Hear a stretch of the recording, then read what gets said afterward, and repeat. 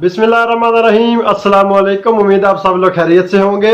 आज काफ़ी ज़्यादा दिनों के बाद आपकी खिदमत में हाज़िर हुआ हूँ। कुछ ऐसी मसरूफियात बन गई थी, बीमार हो गया था बीच में कुछ बहुत ज़्यादा, और उसके अलावा एक चाचू फोत हो गए, उसके अलावा कल मेरे नाना अबू फोत हो गए।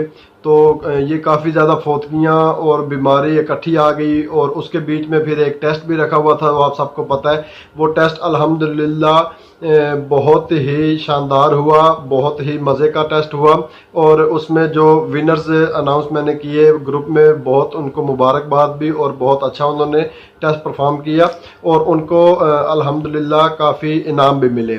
तो वो अब उन तक पहुंच चुके हैं। बाकी बात रही कि कुछ दिनों बाद हाज़िर हुआ, तो उसके लिए माजरत। आइंदा इंशाल्लाह रोज़ के रोज़ हाज़िर हुआ करूँगा आपकी खिदमत में।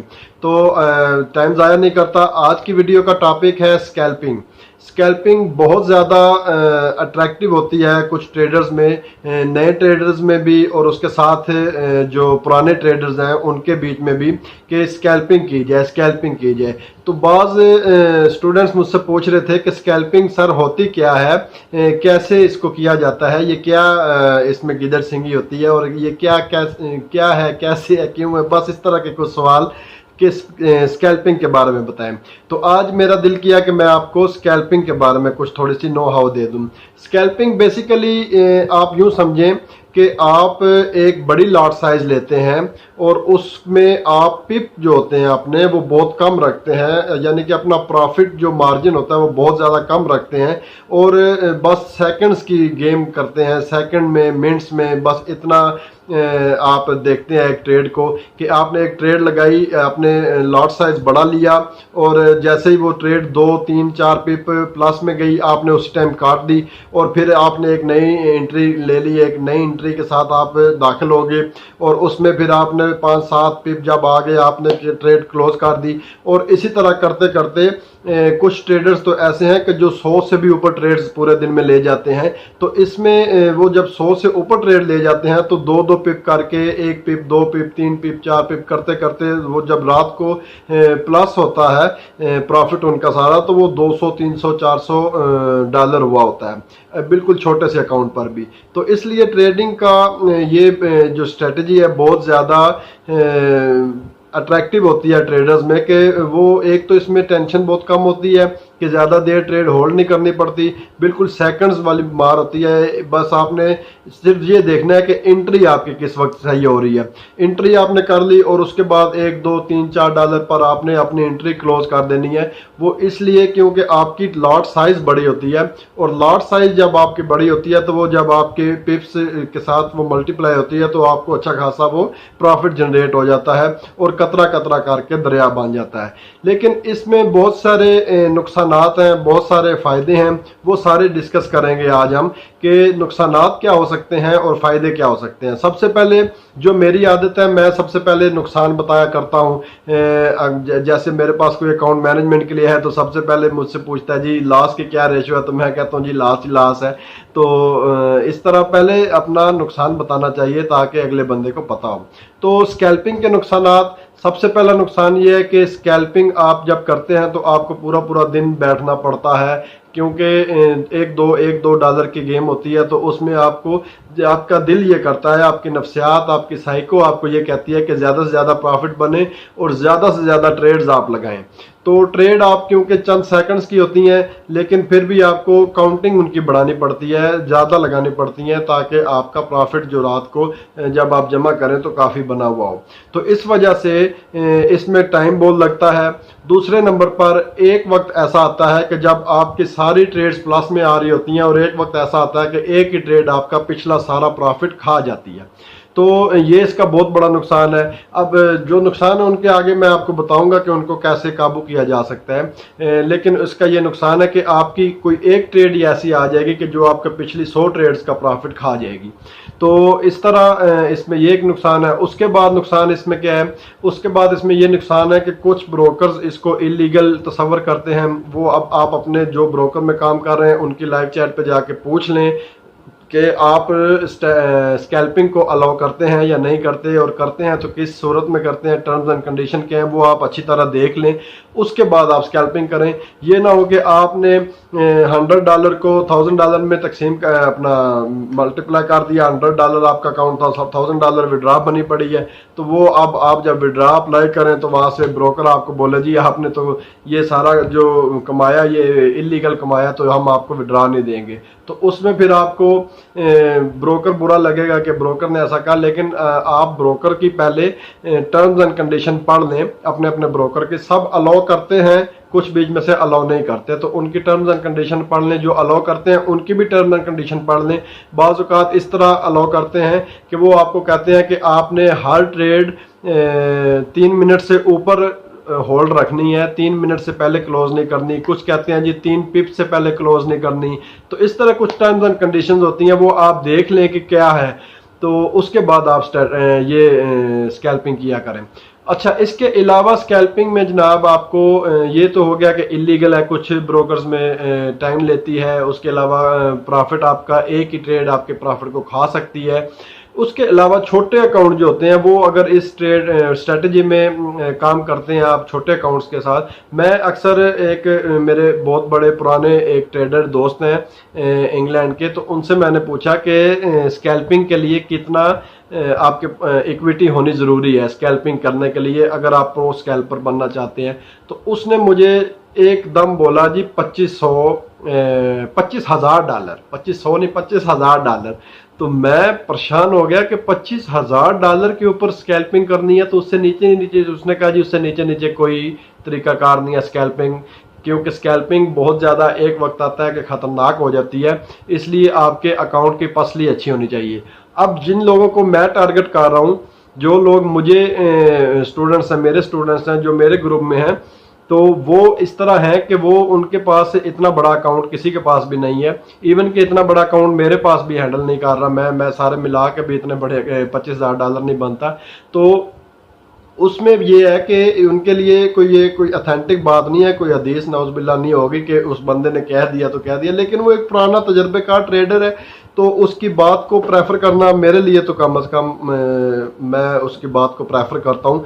बाकी यह है कि मैं खुद बजाते खुद $100 के अकाउंट पर भी स्कैल्पिंग कर चुका हूँ, काफ़ी प्रॉफिट अर्न कर चुका हूँ, $50 पे भी कर चुका हूँ, $1000 पे भी कर चुका हूँ। इवन के मुझे एक अकाउंट मिला था $5000 का, तो उन्होंने वो थोड़ा बहुत जानता था फॉरेक्स को, तो उसने मुझे बोला था कि आप इस अकाउंट पे सिर्फ स्कैल्पिंग करेंगे, ये मेरी कंडीशन है, उसके बाद मेरा लॉस है, प्रॉफिट हम आधा आधा करेंगे। तो इस तरह भी कुछ लोग कहते हैं।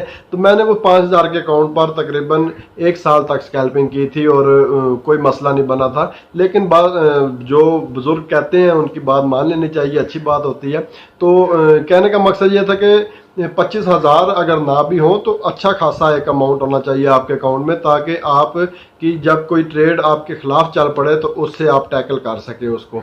तो ये तो थी कुछ नुकसान। और फ़ायदे इसके ये हैं कि आप बहुत जल्द प्रॉफिट को दुगना करते हैं, तिगना करते हैं, चौगुना करते हैं। उसकी वजह यह है कि आप लॉट साइज बहुत बड़ा रख रहे होते हैं। बहुत बड़े से मुराद ये नहीं है कि आप 20 स्टैंडर्ड लॉट ले लेंगे, 10 स्टैंडर्ड लॉट ले लेंगे। बहुत बड़े से मुराद अपनी मनी मैनेजमेंट के हिसाब से ही है। मिसाल के तौर पे अगर आप $100 का अकाउंट हैंडल कर रहे हैं, छोटा अकाउंट है बिल्कुल, तो उसके ऊपर आप स्कैल्पिंग करना चाहते हैं, तो आपको मैं ये मशवरा नहीं दूंगा कि आप इसको एक मिनी लॉट उठा लें या 5 मिनी लॉट उठा लें या स्टैंडर्ड लॉट उठा लें। तो इसके ऊपर ये आप फिर स्ट्रेटजी करें, 2 पिप आपके पास आएंगे तो स्टैंडर्ड लॉट होगी तो $20 बन जाएंगे। तो ये इस तरह सब्ज बाग नहीं दिखाऊंगा। 100 वाले अकाउंट के साथ आप उसी तरह चलेंगे मनी मैनेजमेंट के साथ। और उसके अलावा अगर आपका अकाउंट बड़ा है, 5000 का अकाउंट है, उसके ऊपर भी आप अपनी मनी मैनेजमेंट के हिसाब से स्कैल्पिंग कर सकते हैं। तो स्कैल्पिंग बेसिकली है कि बेसिकली ये है कि आप अपने पिप्स जो होते हैं वो बहुत कम लेते हैं और लॉट साइज बहुत बड़ी रखते हैं। बहुत बड़ी, फिर मैं वही कहूँगा कि इतनी बड़ी नहीं कि 50 स्टैंडर्ड लॉट आप ले लें। बहुत बड़ी से मुराद ये है कि आम रूटीन से हट के थोड़ा सा बड़ा हो जाता है आपका उसमें लॉट साइज। तो अब आपको मिसाल ये देता हूँ कि अगर आपका 100 का अकाउंट है और आप उसके ऊपर मिनी लॉट से स्कैल्पिंग कर रहे हैं, तो मिनी लॉट के लिए आपके खिलाफ अकाउंट को 100 पिप जाना पड़ेगा आपका अकाउंट लिक्विडेट करने के लिए। तो अभी आप देखें कि 100 पिप आप अपने खिलाफ अगर मार्केट आपके चलेगी तो आपका अकाउंट वॉश होगा, लेकिन आपने फिर इस हिसाब से बड़ा सावधान रहना है, बड़ा मोहतात रहकर आपने ये देखना है कि कितना प्रॉफिट आप जनरेट कर रहे हैं और कितना रिस्क आप ले रहे हैं। तो ये सारी चीज़ें आपके जहन में होनी चाहिए। अब $100 के ऊपर आप 1 मिनी लॉट ले रहे हैं, यूरो के ऊपर मिसाल देता हूँ, यूरो के ऊपर, तो यूरो में आपने एक मिनी लॉट से बाय कर लिया। जैसे ही आपने बाय किया किसी पॉइंट से, तो मार्केट जैसे ही आपके हक में 5-6 पॉइंट गई, आपने उसी टाइम क्लोज कर दिया। आपने जब क्लोज किया तो आपके अकाउंट में $3, $4, $5 स्प्रेड के बाद, स्प्रेड भी क्योंकि इसमें काउंट किया जाता है, और अक्सर लोग यहाँ पर मैं आपको ये बात बताऊं कि स्कैल्पिंग के लिए जीरो स्प्रेड वाला अकाउंट लेते हैं कि जिसमें अकाउंट का स्प्रेड बहुत कम होता है या जीरो होता है। तो कुछ ब्रोकर वो अलाउ करते हैं। तो इस वजह से जब आप बिल्कुल छोटे टाइम फ्रेम के ऊपर 1 मिनट, 5 मिनट, 15 मिनट के ऊपर आप काम कर रहे होते हैं और उसमें आपने बिल्कुल थोड़ा सा पिप लेना होता है और बिल्कुल थोड़े से पिप को आप बड़ी लॉट के ऊपर ले रहे होते हैं, तो अगर आपका बीच में स्प्रेड शामिल हो जाए तो स्प्रेड इसी तरह है कि आपको 2 पिप तो उधर से चले जाएंगे और फिर उसके ऊपर आपको 3-4 पिप लेने पड़ेंगे। तो इस तरह मार्केट में थोड़ा सा मसला बन सकता है आपके लिए। तो ये थोड़ा सा देखिएगा कि जीरो स्प्रेड वाला अकाउंट ले लें, या अगर जीरो स्प्रेड वाला नहीं है तो ब्रोकर ऐसा चुन लें कि जिसका स्प्रेड बहुत कम हो। अभी एक्सनस का, एक्सएम का, हॉट फॉरेस्ट का अच्छे स्प्रेड आ रहे हैं, इनके कम आ रहे हैं, तो इनमें से आप देख लें। ऑक्टा का थोड़ा स्प्रेड थोड़ा ज़्यादा है, वो स्कैल्पिंग के लिए मैं उसे प्रेफर नहीं करूँगा। उसको आप बड़े अकाउंट के लिए रख सकते हैं कि बड़ा अकाउंट अगर आपके पास है, छोटे अकाउंट वाले उसको मैं प्रेफर नहीं करूँगा। तो इसमें बात यह आ गई कि आपने बड़ी लॉट ली, छोटे पिप लिए और आपने 1-2 करके डॉलर ले लिए, और उन डॉलर्स को जब रात को आपने देखा कि आपने 50 ट्रेड्स लगाई हैं सारे दिन में और वो 50 ट्रेड्स सारी 1-2 डॉलर पर हैं, तो आपका 70, 100, 80, 100, 90, 100 इतना करके आपका वो प्रॉफिट जनरेट हो जाएगा। तो बड़ा अच्छा खासा प्रॉफिट होता है। तो इस तरह आप इसकी ट्रेडिंग कर सकते हैं। अब आप सोच रहे होंगे कि शाह जी इधर उधर की बातें आज घुमा फिरा रहे हैं और स्कैल्पिंग की कोई स्ट्रैटेजी नहीं बता रहे। तो स्कैल्पिंग की स्ट्रैटेजी बताने से पहले ये बातें ज़रूरी थी कि स्कैल्पिंग है क्या। स्ट्रैटेजी में आपको मैं तकरीबन 3 से 4 ऐसी स्ट्रैटेजीज बताऊंगा आज के दिन में ही कि जो स्कैल्पिंग में बहुत ज़्यादा चलती हैं और बहुत ज़्यादा इस्तेमाल की जाती हैं। अब इसमें मैं आपको सिर्फ एक इसका स्ट्रक्चर दूंगा, इसकी फुल स्ट्रेटजी आप उसमें खुद अप्लाई करेंगे अपनी तरफ से और आप देखेंगे कि कितनी ज़बरदस्त किस्म की ये स्ट्रेटजीज आपको मिल रही हैं और बिल्कुल सादी सी, और बिल्कुल आप उनको पहले जानते हैं, सिर्फ आपको निशानदेही करनी है। तो सबसे पहले जो स्ट्रेटजी स्कैल्पर्स को पसंद होती है, जो बेसिकली मैं ओवरऑल तमाम दुनिया के जो अच्छे स्कैल्पर्स हैं उनकी बात कर रहा हूँ कि वो कौन कौन सी स्ट्रेटजीज को पसंद करते हैं। पहली स्ट्रेटजीज वो पसंद करते हैं EMA होता है एक्सपोनेंशियल मूविंग एवरेज। आप सब लोगों को बहुत अच्छी तरह पता है। एक्सपोनेंशियल मूविंग एवरेज के अंदर क्रॉस ओवर देखते हैं। क्रॉस ओवर देखने के लिए वो टाइम फ्रेम हमेशा स्कैल्पिंग के लिए 1 मिनट, 5 मिनट, 15 मिनट ये टाइम फ्रेम होता है। बाज लोग ऐसे हैं, मैं खुद भी ऐसा हूं कि मैं घंटे के ऊपर घंटे वाले चार्ट पे स्कैल्पिंग करता था, लेकिन जो इसकी अफादियत ज़्यादा होती है वो 1 मिनट से 5 मिनट तक बहुत ज़्यादा होती है। 1 मिनट और 5 मिनट पर, 15 मिनट पर थोड़ी कम हो जाती है। घंटे पर जाकर फिर आपकी जो स्कैल्पिंग है वो थोड़ा सा इस तरह होता है कि आपको देर से ट्रेड मिलती है। तो अगर आप छोटे टाइम फ्रेम पे रहेंगे तो आपको जल्दी नई ट्रेड मिल जाएगी, क्योंकि फ्लक्चुएशन मार्केट की इस तरह होती है कि छोटे टाइम फ्रेम पे आपको ट्रेड जल्दी मिल जाती है। एक नई ट्रेड, एक आपको क्लोज कर दी, नई ट्रेड में एंट्री के लिए आपको ज़्यादा वेट नहीं करना पड़ेगा। तो उसके लिए 1 minute to 5 minute chart frame रखते हैं। और क्रॉस ओवर के लिए EMA आप कोई भी यूज़ कर सकते हैं। आप मेरी स्ट्रेटजी की 5-12 यूज़ कर सकते हैं। पहले मैंने 8 और 13 की मूविंग एवरेज बताई थी, वो आप यूज़ कर सकते हैं। ये सारी इधर कारआमद साबित होंगी आपके लिए। और 5 और 21 की जो मेरी ज़ाती तौर पे मुझे पसंद है स्कैल्पिंग के लिए, 5 मिनट के चार्ट पे और 1 मिनट के चार्ट पे 5 और 21 की मूविंग एवरेज आप यूज़ करें। एक्सपोनेंशियल अप्लाई टू क्लोज, ये जब भी क्रॉस ओवर आपको देगी तो आपको ये 7 से 10 पिप लाजमी देगी। और स्कैल्पिंग में हम 7 से 10 पिप ही काउंट रखते हैं, क्योंकि हमने लॉट साइज बड़ा रखा हुआ होता है। मिसाल के तौर पे मैं अगर एक स्टैंडर्ड लॉट ले रहा हूं तो उसके ऊपर मुझे अगर 3-4 पिप भी मिल गया है तो उसका मतलब यह है कि मुझे 30 से 40 डॉलर मिल गए हैं। तो इसलिए स्कैल्पिंग ज़्यादातर अट्रैक्टिव होती है। इसके अलावा मूविंग एवरेजेस के अलावा दूसरे नंबर पर आ जाता है MACD।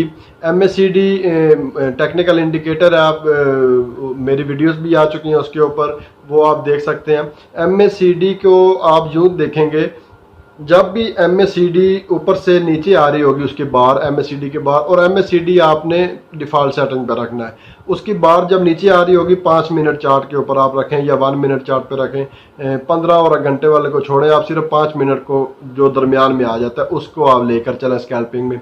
MACD में क्या होगा, जब भी आपकी जो बार होगी, MACD की जो बार होगी वो पॉजिटिव से नेगेटिव शुरू होगी, यानी कि आखिरी बार एक पॉजिटिव रही और उसके बाद न्यूट्रल आई 0 लेवल पे, उसके बाद उसने नीचे जाना शुरू कर दिया। तो जो पहली बार उसकी क्लोज होगी, पहली 5 मिनट के बाद जो अगली बार होगी वहाँ पर जाकर आप वहाँ से सेल ले सकते हैं। और इसी तरह अगर वो नीचे से ऊपर जा रही है बार, उसकी नेगेटिव थी बार्स और अभी पॉजिटिव होना शुरू हो गई हैं, तो उस वक्त आप वहाँ से बाय ले सकते हैं। और ये बाय और सेल आपकी 5 से 6 पिप तक होनी चाहिए, उससे ज़्यादा नहीं होनी चाहिए। आप अपना लॉट साइज उस हिसाब से रखें कि अगर आपको 5 पिप मिले तो आपके पास $5 $10 बन जाए। तो इसी तरह इसके बाद आ जाता है स्टॉकास्टिक ऑस्किलेटर। स्टॉकास्टिक ऑस्किलेटर में आपने जो डिफ़ॉल्ट सेटिंग है उसके साथ रहें और उसको 5 मिनट पर अप्लाई करें। जब भी वो आपको ऊपर चला जाए तो वहाँ से आपने बाय ले लेनी है, और नीचे चला जाए तो सेल ले लेनी है। सिंपल रूल है उसका। कमोडिटी चैनल इंडेक्स जो है CMD, वो भी इसके लिए बहुत ज़्यादा अफादियत रखता है। जब ऊपर जाए तो जो ओवरबॉट और ओवरसोल्ड वाला सिस्टम है वो आपने देखना है, ऊपर चला गया तो सेल, नीचे चला गया तो बाय। और ये जो बाइंग और सेलिंग आप देखेंगे 5 मिनट के चार्ट पर लगाकर, तो बहुत जल्दी आपको यूं यूं यूं यूं करके नज़र आ रही होगी। और जैसे ही ऊपर आए बाय, नीचे आए सेल, ऊपर आए बाय, सॉरी ऊपर आए तो सेल और नीचे आए तो बाय। तो ये सिंपल तरीकाकार, ये इंडिकेटर आप यूज़ कर सकते हैं। उसके अलावा RSI यूज़ कर सकते हैं, यानी कि ये सारे इंडिकेटर्स मिलाकर आप यूज़ कर सकते हैं। और जो मेरी जो मैंने 5 और 21 की मूविंग एवरेज बताई है, अगर आप उसके साथ पैराबोलिक शामिल कर लें डिफ़ॉल्ट सेटिंग के साथ, तो वो सोने पे सुहागा हो जाएगा। 5 मिनट का चार्ट, 5 और 21 की मूविंग एवरेज बिल्कुल वैसे जैसे 5 और 12 की थी, ये 5 और 21 की मूविंग एवरेज होगी। जिस जगह से आपको क्रॉसओवर दे और उसके बाद पैराबोलिक आपने देखना है कि पैराबोलिक भी आपको उसी हक में सिग्नल दे रहा है, तो आपने फ़ौरन बीच में कूद जाना है। और कूदने के बाद आपने फिर ये नहीं देखना कि मैं अभी इससे 15 पिप लूँ, इससे 20 पिप लूँ, 30 पिप लूँ, 40 लूँ। बड़ी वाली बात इसमें स्कैल्पिंग में नहीं होती। स्कैल्पिंग में आपने सिर्फ और सिर्फ 5 पिप से 10 पिप, हार्डली 10 पिप, आपने बहुत मुश्किल से 10 पिप, क्योंकि टाइम फ्रेम छोटा होता है और बार बार फ्लैक्चुएशन हो रही होती है। इस वजह से आपने नोट करना है कि 5 मिनट के टाइम फ्रेम पर उससे डबल आपने ले लेनी है, यानी कि 10 पिप तक। 10 पिप हार्डली है, एंड है, लेकिन 10 पिप तक आप जाइए मत। आप देखें कि जिस टाइम आपके पास स्प्रेड को ख़त्म करके $1 $2 बन जाए, यानी कि 2-3 पिप हो जाए, आप क्लोज कर दें, नेक्स्ट खोल लें, 2-3 पिपों क्लोज कर दें, नेक्स्ट खोल लें, 2-3 पिपों क्लोज कर दें, नेक्स्ट कर लें। तो ये चक्कर है स्कैल्पिंग का। तो इसमें ये स्ट्रेटजी बहुत ज़्यादा अफादियत है। मैं इसके ऊपर काफ़ी अरसा काम कर चुका हूँ, 5 और 21 की और 7 पैराबोलिक। उसके बाद अगर नीचे MACD लगा लें तो वो बेस्ट है, अगर आपके उससे हेल्प लेना चाहिए, यानी कि 3 जगह से हेल्प आ जाएगी। तो ये कुछ इंडिकेटर्स हैं जो आपको अलाउ करते हैं कि आप स्कैल्पिंग में अच्छा प्रॉफिट जनरेट कर लें। तो इंडिकेटर्स में इसके अलावा बोलिंजर बैंड है। बोलिंजर बैंड का भी वही फार्मूला है, जब रेंजिंग मार्केट में हो तो उस वक्त आपने वो देख लेना है जी मार्केट रेंजिंग में आ रही है। बोलिंजर बैंड जब भी ऊपर वाले अपर बैंड को मार्केट टच करे वहां से आपने सेल ले लें, और लोअर बैंड को टच करती जाए तो वहाँ से आप बाय ले लें। इसी तरह buy sell buy sell buy sell, ये बहुत ज़बरदस्त किस्म के स्कैल्पिंग आपके लिए तैयार हो जाएगी। और आप इसमें से पूरा दिन अगर बैठते हैं, टाइम देते हैं इसको, तो बहुत ज़्यादा प्रॉफिट जनरेट कर सकते हैं। अब इसमें थोड़ा सा एक मसला ये है, जो मैंने आपको शुरू में इसके नुकसानात में बताया था कि एक ही ट्रेड आपकी सारी ट्रेड्स को खा जाती है। उसका अब आपको थोड़ा सा बता देता हूँ। मिसाल के तौर पे आपने 20-30 आपने ट्रेड्स ली, चलो 20 ट्रेड्स की मिसाल ले लेते हैं एवरेज। आपने पूरा दिन लगाया, 20 ट्रेड्स ली और सारी ट्रेड्स आपके हक में गई, और 21वीं ट्रेड पे आकर आप देख रहे हैं कि ऊपर जाता है तो आप सेल कर देते हैं, नीचे आता है तो बाय कर लेते हैं। इस तरह एक राउंड में मार्केट चल रही है, तो आपने देखा कि एक वक्त आया कि आपने बाय ले ली, लेकिन वहाँ से मार्केट ब्रेकआउट कर गई और आपके खिलाफ चल पड़ी। जैसे ही मार्केट आपके खिलाफ चलेगी तो उस वक्त आपको जो नफ्सियात आपकी बन चुकी होगी, 20 ट्रेड जो तजर्बा आपको हो चुका होगा, आप कहेंगे नहीं यार थोड़ा ऊपर जाएगा, थोड़ा ऊपर जाएगा, अभी नीचे आ रहा है, नीचे आ रहा है, लेकिन वो नीचे नहीं आ रहा होगा। तो इस वजह से आपका वो जो पीछे सारा 2-2 3-3 पिप करके आपने कमाया हुआ होगा, वो एक ही ट्रेड में आप सिर्फ देखते देखते ये कहेंगे कि नीचे आएगा आएगा आएगा, लेकिन वो नीचे नहीं आएगा, वो क्योंकि ब्रेकआउट हो गया। तो रेंजिंग मार्केट का जब ब्रेकआउट होता है, ऊपर को हो या ब्रेक डाउन हो नीचे को हो, तो वो बड़ा काम खराब करता है। तो इससे बचने के लिए फिर वही बात है, एसएल ज़रूरी है। और एसएल अक्सर लोग मुझे कहते हैं जी एसएल किस जगह पर रखा जाए, तो एसएल आपका जो मेरा फार्मूला है आज मैं आपको वो बताता हूँ। एसएल को रखने के लिए आपने जो सपोर्ट जोन है और रेजिस्टेंस जोन है, सपोर्ट लाइन और रेजिस्टेंस लाइन की बात नहीं कर रहा, सपोर्ट जोन की और रेजिस्टेंस जोन की बात कर रहा हूँ। जोन हमेशा 5 से 6 पिप के दरमियान में या 10 पिप के दरमियान में 2 लाइनें बना लें, तो उसको हम जोन कहते हैं। अक्सर आप देखेंगे कि एक लाइन जो रेजिस्टेंस लाइन हमने खींची होती है, अक्सर उससे शैडो ऊपर बन के नीचे चला जाती है, मार्केट दोबारा कैंडल उससे नीचे चली जाती है। तो इस चीज़ को अगर हम उसी सपोर्ट लाइन के ऊपर एसएल रख लेंगे तो वो एसएल हमारा हिट हो जाएगा। तो इसलिए हमें सपोर्ट जोन को देखना है, और सपोर्ट जोन से भी ऊपर हमने 5 पिप रखना है या नीचे 5 पिप रखना है। वो बाय और सेल जैसे आप देख रहे हैं उस हिसाब से, अगर बाय रख रहा है तो नीचे हमने रखना है और सेल ले रहे हैं तो ऊपर रखना है। तो स्पोर्ट जोन से हम मिसाल के तौर पे बाय ले रहे हैं, तो स्पोर्ट जोन से हमने वहाँ से 5 पिप नीचे का एसएल रखना है। और उसके बीच में एहतियातन जो मैं फार्मूला यूज़ करता हूँ वो ये है कि स्प्रेड को 2 से मल्टीप्लाई करके उसके बीच में पिप आपने ऐड कर लेने हैं। मिसाल के तौर पे आपका यूरोप पे 1 पिप स्प्रेड आ रहा है, तो 1 × 2 2 पिप हो गया। अब आपने 5 पिप पहले नीचे रखा हुआ है और उसके बीच में 2 पिप शामिल करके, यानी कि सपोर्ट जोन से 7 पिप नीचे का आपने ऐसा रख लेना है। इसमें फ़ायदा क्या होगा? इसमें फ़ायदा ये होगा कि जब आप स्प्रेड को देखेंगे, अक्सर ऐसा होता है कि जो मार्केट बिल्कुल आपके पॉइंट तक आती है, लेकिन स्प्रेड की वजह से आपका एसएल हिट हो जाता है, तो वो उस तरह फिर वो एसएल इस तरह स्प्रेड की वजह से एसएल आपका नहीं हिट होगा। तो एसएल ज़रूरी है बहुत ज़्यादा, स्कैल्पिंग में भी ज़रूरी है। जब आप स्कैल्पिंग कर रहे हैं तो आप देखें कि उसमें, क्योंकि स्कैल्पिंग में बहुत जल्दी जल्दी ट्रेड्स एंट्री हो रही है, एग्जिट हो रहा है, एंट्री हो रही है, एग्जिट हो रही है, उसमें हो सकता है कि एसएल लगाना मुमकिन आपके लिए ना हो, लेकिन आप ये देखें, आप अपने जहन में एक ऐसा लगा सकते हैं कि यार जब इधर से मार्केट मेरे इतने खिलाफ गई तो मैं फ़ौरन काट दूंगा। उसमें फिर ये वेट नहीं करना कि वापस आएगी, फिर वापसी नहीं होती, फिर वो अकाउंट की वापसी हो जाती है। तो ये स्कैल्पिंग थी थोड़ी सी, उसमें यूज़ होने वाले कुछ मेन जो स्ट्रेटजीज हैं वो थी कि वहाँ पर आप मूविंग एवरेज का क्रॉस ओवर ले सकते हैं, MACD, पैराबोलिक, उसके अलावा स्टॉकेस्टिक, कमोडिटी चैनल, RSI, ये सारे जो चैनल आपको ओवरसोल्ड और ओवरबॉल्ड बता रहे होते हैं, उनकी हेल्प लेकर आप 5 मिनट के चार्ट पर ये रख सकते हैं। और ये सारे इकट्ठे नहीं लगाने, आपने अलग-अलग जो आपको सूट करे आप उसकी हिस्ट्री देख लें, जिसके ऊपर आपका हाथ बैठ जाए। तो ये 5 स्ट्रेटजीज आपके सामने आज पेश की हैं। 5 और 21 मेरी पसंदीदा है, आप उसको 8 और 13 कर सकते हैं, 5 और 12 कर सकते हैं, 9 और 12 कर सकते हैं, 7 और 24 कर सकते हैं। इसी तरह आप 17 और 34 कर सकते हैं, 50 और 100 कर सकते हैं, जो आपको सूट करे वो आप कर लें। लेकिन ये 5 और 21 आप देख लें कि वो मेरी पसंदीदा है, उसमें भी आप देख लें, अगर उसमें कोई कमी बेशी हो तो वो भी आप दूर कर सकते हैं। तो इसके अलावा एक और इसमें प्लस है कि सपोर्ट एंड रेजिस्टेंस। सपोर्ट और रेजिस्टेंस के बीच में स्कैल्पिंग की जाती है अक्सर, यानी कि आपके पास सपोर्ट लेवल आ गया और रेजिस्टेंस लेवल आ गया और मार्केट वहीं पर यूं यूं यूं यूं जा रही है, तो उसके बीच में भी आप बगैर किसी इंडिकेटर के, बगैर किसी मूविंग एवरेज की मदद से आप सिर्फ सपोर्ट और रेजिस्टेंस की दो लाइनें लगा लें, बड़े टाइम फ्रेम पर लगा लें, और उसको फिर जब आप छोटे टाइम फ्रेम पर आएँ तो वही लाइनें आप देख रहे होंगे, जब उस लाइन को टच करे, ऊपर वाली लाइन को टच करे तो सेल, नीचे वाली लाइन को टच करे तो बाय। तो ये चीज़ें हैं। इसके अलावा टेक्निकल इंडिकेटर्स के अलावा प्राइस एक्शन बहुत ज़रूरी है। प्राइस एक्शन में स्कैल्पिंग में जो यूज़ होता है वो वही चीज़ें हैं, कैंडल का जो आपके पैटर्न्स है आपके सामने, डोजी है, इंगल्फिंग है, उसके अलावा आपका शूटिंग स्टार्स आ जाते हैं, मॉर्निंग स्टार्स आ जाते हैं, इवनिंग स्टार्स आ जाते हैं, हैमर्स आ जाते हैं, इन्वर्स हैमर्स आ जाते हैं। ये सारी मेरी वीडियोस में मौजूद हैं, कैंडल स्टिक वाली जो वीडियो है उसमें।